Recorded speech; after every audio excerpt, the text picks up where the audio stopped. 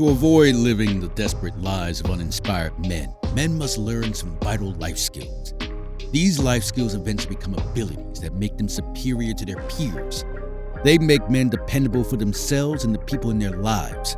Naturally, all men want to acquire these skills, but many fall short because they can't endure the intense practice required to earn them.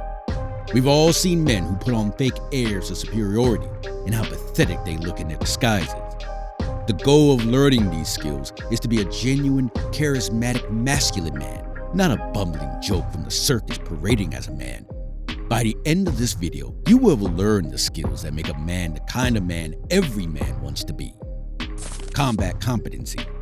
Imagine you're sitting in a diner waiting for your meal. An angry man walks in through the diner's only door and sees you. He remembers you from a road rage incident in which you both traded insults. You won that verbal duel, but now he wants to get physical. He roars and charges towards you. There's no time for diplomacy, and you can't run or hide. What would be your fate in this situation if you never learned to fight? There's a great chance that your assailant will destroy you. The practical knowledge of combat is crucial for every man. As a man, you should be able to take a punch and dish it out. You never know when life might demand that you defend yourself physically. Remember, the key word here is self-defense. A man with power is never eager to use it.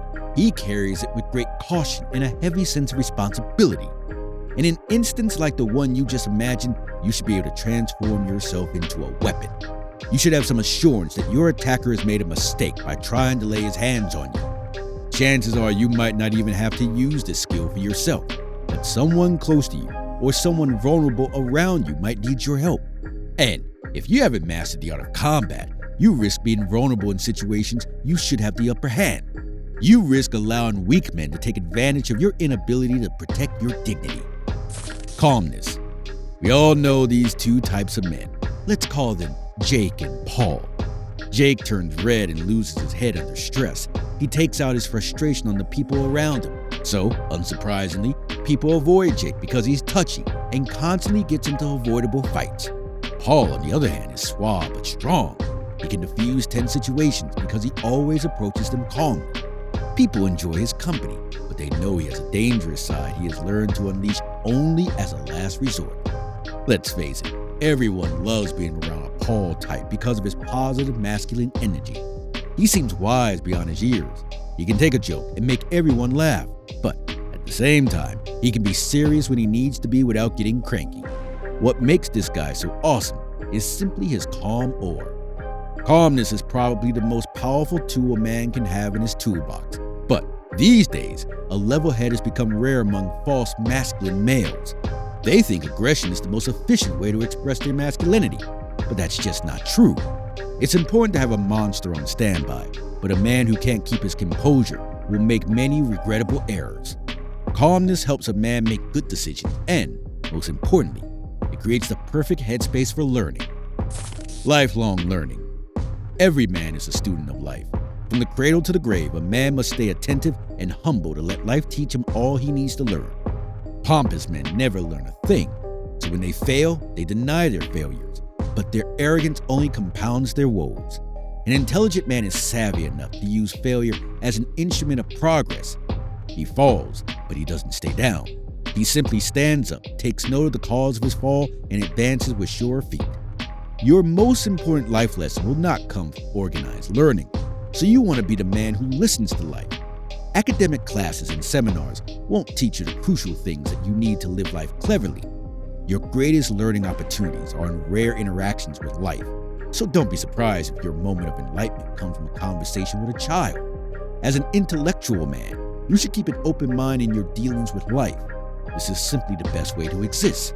Confederate General Robert E. Lee could only help unite America after the Civil War because he was a lifelong learner. That was why he said, "A man's education is never completed until he dies." The men you admire for their wisdom are not wise because of what they know. They are sages because they never stop learning. Financial intelligence. It's hard for a man to survive in the modern world if he doesn't know how to manage his money. The world is obsessed with the Forbes billionaires list. Everyone wants to get close to the guy who commands the money because affluence is influence. Truly, money is not everything, but it surely helps to have it. However, More than having money, it's more important to understand it. When you know how it works, you can be mindful about it.